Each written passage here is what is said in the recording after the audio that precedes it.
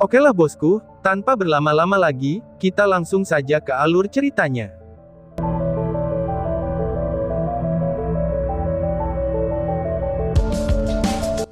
Akibatnya, setelah berdiskusi dengan pahlawan abadi, Su Yongqiao dan Xiao Huo memutuskan untuk tidak mengambil bagian dalam pengambilan keputusan. Mereka hanya akan bertarung.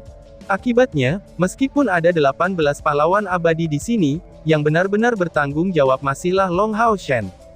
Untuk meminimalkan kerugian kita, dan juga untuk berhasil dalam satu serangan, kita membutuhkan semua kekuatan besar kita dari tingkat ke-9 untuk melancarkan serangan terlebih dahulu. Kita harus memberikan pukulan berat kepada musuh, lalu membunuh Dewa Iblis dan melemparkan mereka ke dalam kekacauan. Setelah itu, kami akan memobilisasi musuh kami dan terlibat dalam serangan skala penuh. Kita harus membunuh kekuatan utama iblis sebanyak mungkin, dan membuat mereka menderita kerugian besar, ucap Long Hao Shen. Sebelum kekuatan absolut tiba, metode pertempurannya tidak rumit. Semua orang mengangguk. Kepercayaan skuad secerca harapan yang cerah pada Long Hao Shen sangatlah terbukti, jadi, tidak ada yang salah dengan perintahnya. Lin Xin sudah mulai menggosok tangannya. Dia adalah satu-satunya penyihir dalam Regunga, jadi dia sudah jelas akan memiliki keuntungan terbesar dalam misi pembantaian. Little Long, kenapa kamu tidak menyerahkan Dewa Iblis untuk aku tangani? Dan tentu saja, pilar Dewa Iblisnya biar kamu yang tangani, aku tidak memiliki kemampuan untuk menghancurkan pilar Dewa Iblis, kata Su Yongqiao. Long Hao Shen mengangguk, baiklah kalau begitu, aku harus merepotkanmu senior, balas Long Hao Shen. Kilatan cahaya melintas di mata merah darah Su Yongqiao, hei anak kecil, apakah kamu masih tidak mau memanggilku saudari Su? Tanya Su Yongqiao. Long Hao Shen tersenyum canggung, hehehehe, aku tidak bisa mengabaikan kesopanan senior, jawab Long Hao Shen. Su Yongqiao mendengus dan berkata kepada CR2, lihatlah laki-lakimu. Dia anak laki-laki yang kampungan. Ayo pergi dulu. Perhatikan bagaimana saudarimu ini berurusan dengan Dewa Iblis itu nanti. Saat kami para pembunuh memasuki medan perang, kami selalu memenggal kepala lawan kami, ucap Su Yongqiao. Long Hao Shen berkata kepada Zhang Fangfang. Saudara Zhang, aku akan meninggalkanmu di sini untuk menggantikanku memerintah. Tunggu sinyal dariku. Setelah pilar Dewa Iblis dihancurkan, kamu dapat memobilisasi pihakmu, ucap Long Hao Shen. Zhang Fangfang berkata, kamu tidak perlu khawatir, balas Zhang Fangfang. Long Hao Shen mengangkat kepalanya untuk melihat ke langit. Saat sudah gelap, meskipun angin tidak kencang malam ini, IT masih sangat dingin, langit sudah sangat gelap, karena bulan telah sepenuhnya tertutup oleh awan. Ayo pergi, kata Long Hao Shen dengan serius. Dia memimpin secerca harapan dan pahlawan abadi bersama-sama, dan mendekati markas iblis di kejauhan. Mereka sangat dekat, jadi sudah jelas tidak perlu menyembunyikan pasukan lagi, karena api perang akan segera menyala di antara para iblis. Lebih dari 20 sosok telah menempuh 5 km hanya dalam waktu sekitar 20 detik. Lin Xin yang paling bersemangat adalah yang pertama melancarkan serangannya. Api naga abadi muncul di tangannya dengan cahaya yang menyilaukan, dan langit segera berubah menjadi merah. Bahkan rasa dingin pun seakan memudar sebelum warna merah ini muncul. Kemerahan dengan cepat berubah menjadi biru. Saat Lin Xin berubah, kutukan matahari suci segera dilepaskannya, dan domain matahari suci juga dilepaskannya. Akhirnya ada penjaga patroli yang memperhatikan gangguan di sekitar pangkalan. Fenomena yang begitu jelas telah terjadi di langit. Segera, suara peringatan menembus malam yang dingin. Matahari biru muncul di langit yang gelap, saat aura yang pekat dan berapi-api turun dari langit. Seluruh markas iblis menyala dengan warna biru pekat di bawah sinar matahari yang menyilaukan, dan beriak dengan api biru yang menari-nari. Namun, matahari biru tidak membawa kehangatan bagi mereka, melainkan kehancuran. Detik berikutnya, bola api biru mulai turun dari langit dan langsung menuju perkemahan para iblis di bawahnya. Lin Xin merapalkan mantranya dengan sangat cepat, dan kutukan matahari suci bersinar semakin terang. Panas yang mengerikan terpancar dari langit. Bola api super besar turun dari langit, dan secara bertahap berkumpul menjadi versi Heart of Fire dari Rain of Flaming Meteor. Bola api itu menyelimuti berbagai camp di bawah ini. Pangkalan yang menampung 200.000 tentara yang sangat besar, itu membentang lebih dari 5 km jauhnya. Untuk mengusir hawa dingin, Kem-kem ini semuanya berkumpul bersama, yang hanya membuat Rain of Flaming Meteor Lin Xin menjadi lebih efektif. Bagian dari pangkalan sudah terbakar, saat iblis melolong dengan menyedihkan. Serangan Lin Xin menargetkan titik pusat pangkalan. Yang dia butuhkan hanyalah angin sepoi-sepoi, dan semua kem di sekitarnya juga akan terbakar. Selain itu, bola api yang menghantam tanah semuanya akan segera meledak. Lin Xin jelas-jelas bukanlah satu-satunya orang yang ambil bagian dalam operasi ini. Semua orang segera terjun ke pertempuran. Ada 3 pejuang di antara pahlawan abadi yang tetap di sana. Mereka ditugaskan untuk melindungi para penyihir. Selain Lin Xin, ada 2 penyihir lain di antara para pahlawan abadi. Salah satunya adalah elemen angin, sedangkan yang lainnya adalah elemen air. Kedua penyihir menunjukkan kemampuan hebat mereka dengan segera, setelah mereka memulai serangan mereka. Mereka berjuang dengan mendukung Lin Xin. Dengan dukungan mereka, kekuatan sihir Lin Xin yang mematikan telah meningkat setidaknya 3 kali lipat. Kedua penyihir itu tidak segera mengambil tindakan. Hanya ketika Rain of Flaming Meteor dari Lin Xin telah benar-benar terbuka dan menerangi sebagian besar kem pada awalnya, barulah mereka meletus dengan sihir mereka sendiri. Penyihir angin hanya menggunakan mantra yang sangat sederhana, yaitu Whirlwind. Mantra itu tidak terlalu berbahaya. Itu hanya bisa menciptakan angin puyuh yang relatif kuat dalam jarak tertentu. Itu adalah mantra angin dari tingkat ketiga. Namun, penyihir angin telah memilih Lin Xin sebagai penggantinya. Terlepas dari perbedaan elemen mereka, dia tetap memilih Lin Xin. Angin puyuh mendarat di antara perkemahan iblis. Lin Xin awalnya agak bingung dengan itu, tetapi ketika kekuatan angin dilepaskan, dia terkejut dan dipenuhi dengan kekaguman terhadap pahlawan abadi elemen angin ini. Angin puyuhnya itu tampak seperti hidup, dan mendarat di pangkalan secara merata. Setiap angin puyuhnya itu pada dasarnya hanya akan mendarat setelah Flaming Meteor meledak. Kekuatan ledakan meteor itu sangat mengejutkan, dan meledak keras dengan cahaya yang menyilaukan. Angin puyuh secara kebetulan mendarat di tengah ledakan itu. Petakan bunga api biru disedot dan dikirim ke kejauhan, tetapi apinya tidak padam. Penguasaannya dalam penggunaan energi spiritual, itu dapat digambarkan telah mencapai batasnya. Api dari Heart of Fire begitu panas, bahkan jika percikan api kecil mendarat di sebuah perkemahan, itu akan segera menyalakan semuanya terlebih dahulu. Dengan bantuan angin puyuh ini, bahaya dari Rain of Flaming Meteor langsung meningkat secara signifikan, serta melipat gandakan daya rusaknya beberapa kali.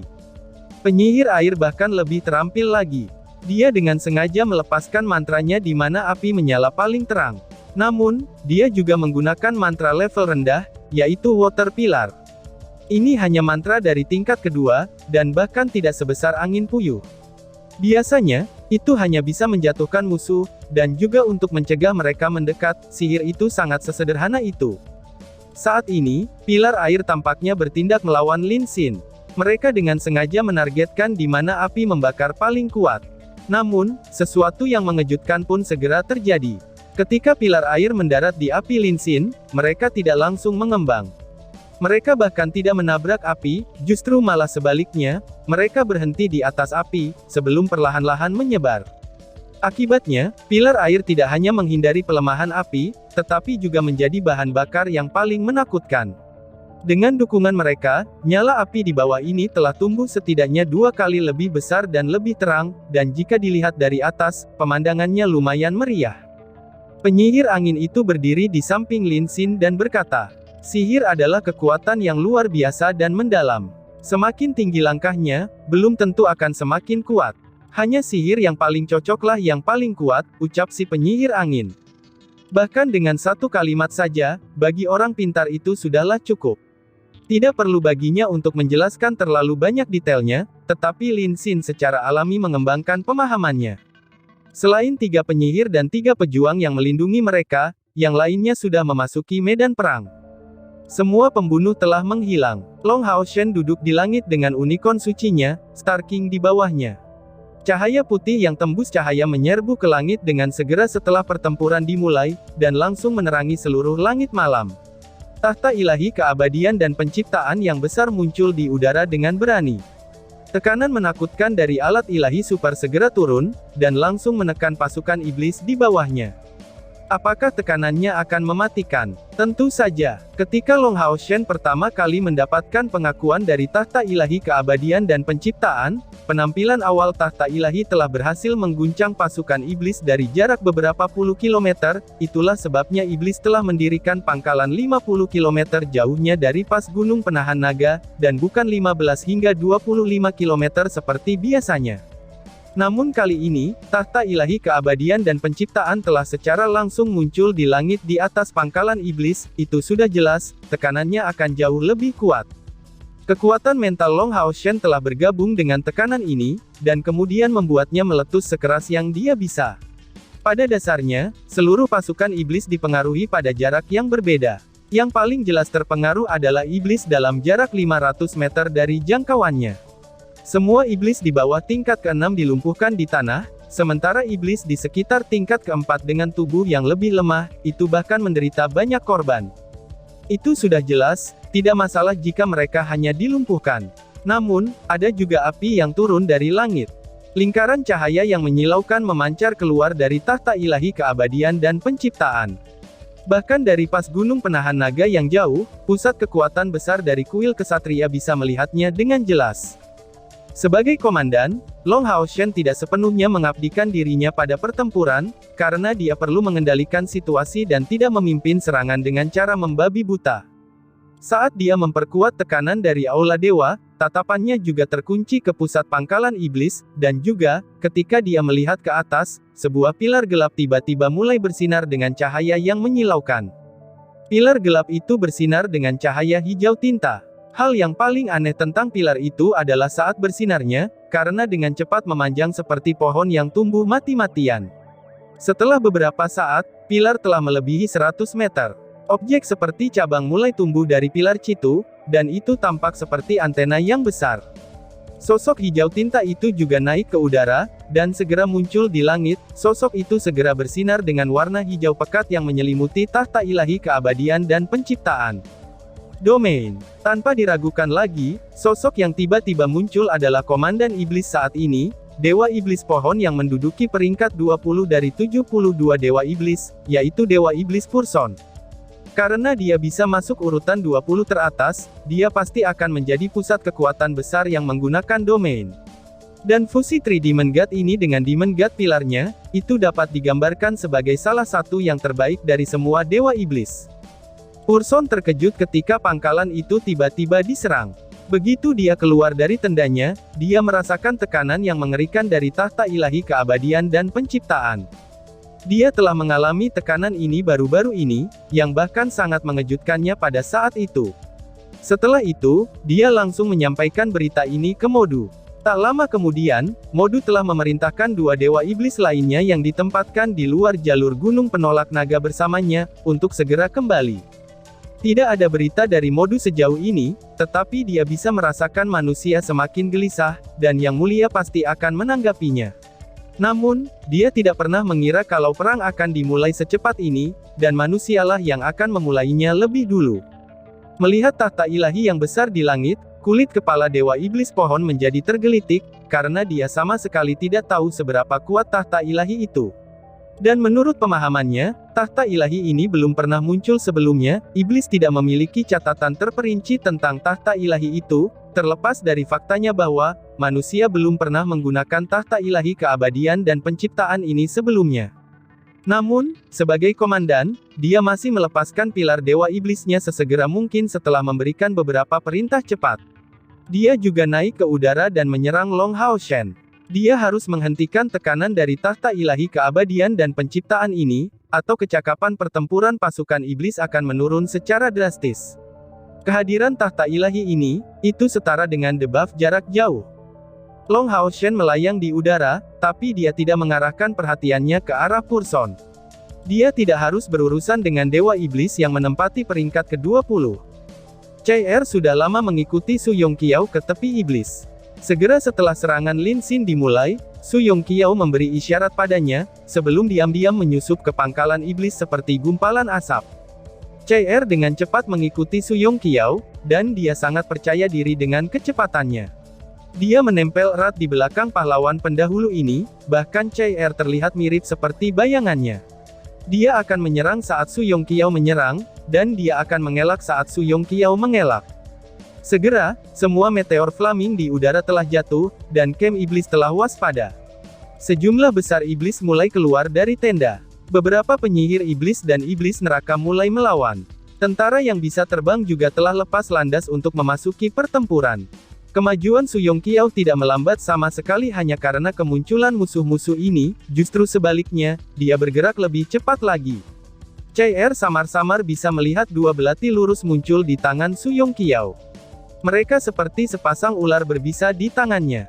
Kemanapun dia lewat, semua iblis yang dia lewati akan segera membeku. Mereka akan runtuh ke tanah ketika mereka berdua sudah sangat jauh. CR segera menemukan bahwa, serangan Su Yongqiao sangat sederhana dan lugas. Yang paling membuatnya kagum adalah, ketika Su Yongqiao menyerang, itu tidak ada riak energi spiritualnya sama sekali. Belati terus bergerak seperti sambaran petir hitam. Setiap kali dia menyerang, dia tidak akan pernah meleset, dan lokasi serangannya akan sama. Dari semua iblis yang dia lewati, setiap orang dari mereka akan mendapatkan lubang di dahi mereka, sehingga otak mereka langsung ditembus.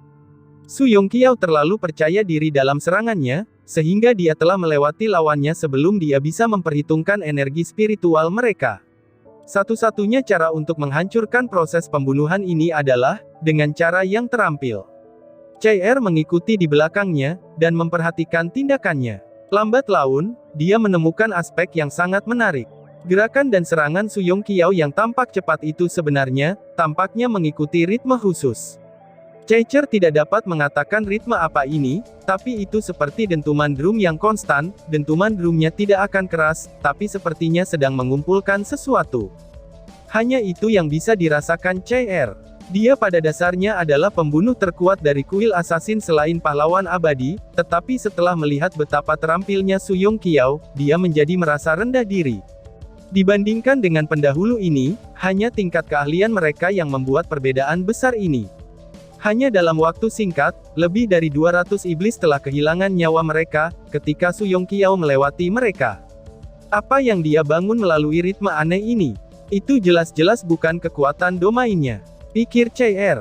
Tepat ketika CR menemukan ini sangat aneh, pilar Dewa Iblis Pohon muncul di langit, dan melepaskan cahaya hijau ke arah Long Hao Shen. Pada saat berikutnya, CR akhirnya mengerti kekuatan seperti apa yang sedang dibangun Su Yongqiao. Kemunculan Purson akhirnya membuat Su Yongqiao terhenti sejenak, dan dia juga secara kebetulan berhenti di bawah Purson. Hanya dalam sekejap, CR dapat dengan jelas melihat perubahan total dari sosok Su Yongqiao. Sorot cahaya merah darah keluar di matanya, dan setelah itu, dia langsung terangkat.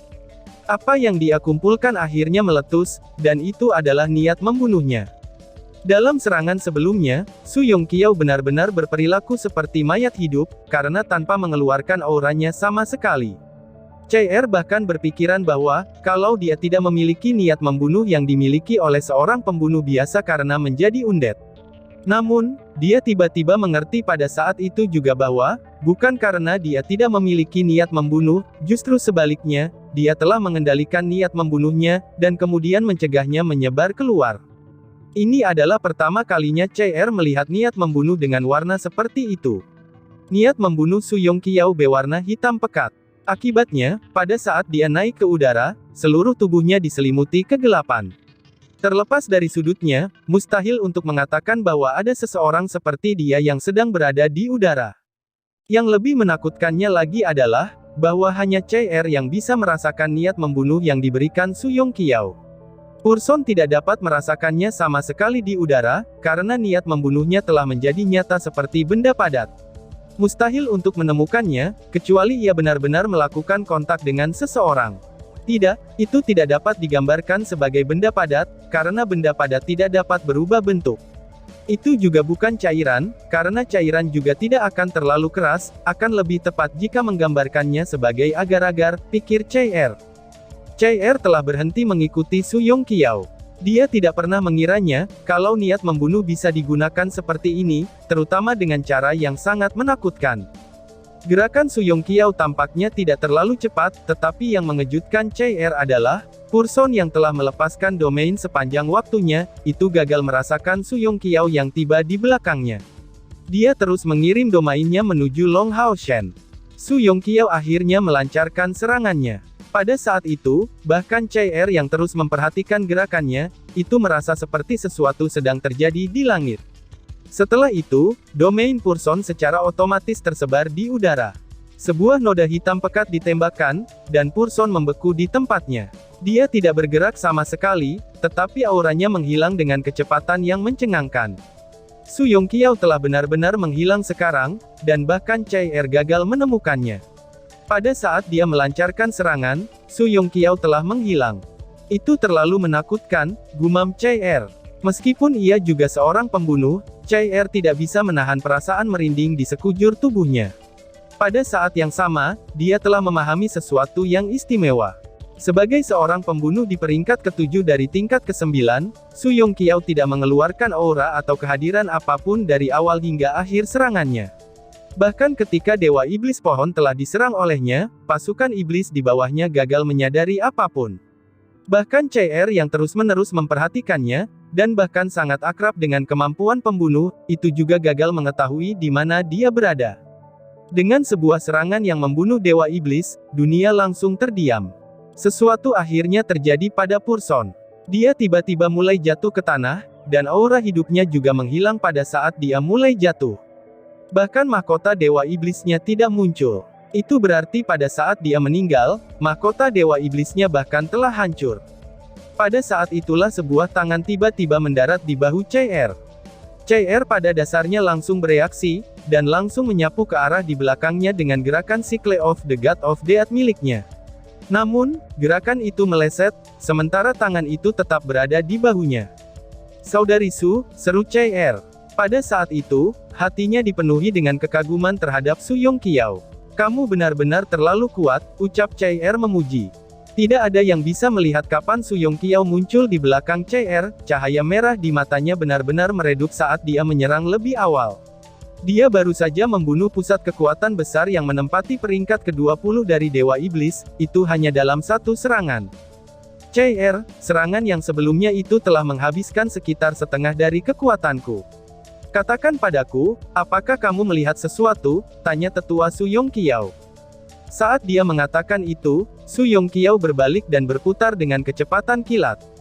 Tidak ada satupun iblis yang tetap hidup dalam radius 50 meter darinya. Chai Er menjawab dengan serius, "Aku melihat esensi sebenarnya dari para pembunuh," jawab Chai Er. Su Yongqiao tampaknya tidak terlalu puas dengan jawaban Chai Er. Dia melanjutkan dengan pertanyaan lain. "Kalau begitu, apa esensi sebenarnya dari pembunuh?" tanya tetua Su Yongqiao. Mata Chai Er berangsur-angsur menyala, dan menjawab saat dia menatap tepat ke mata Su Yongqiao. "Kemisteriusan, pembunuhan tertentu, dan satu serangan," jawab Chai Er. Dan tiba-tiba saja bersambung. "Sekian dan terima kasih banyak."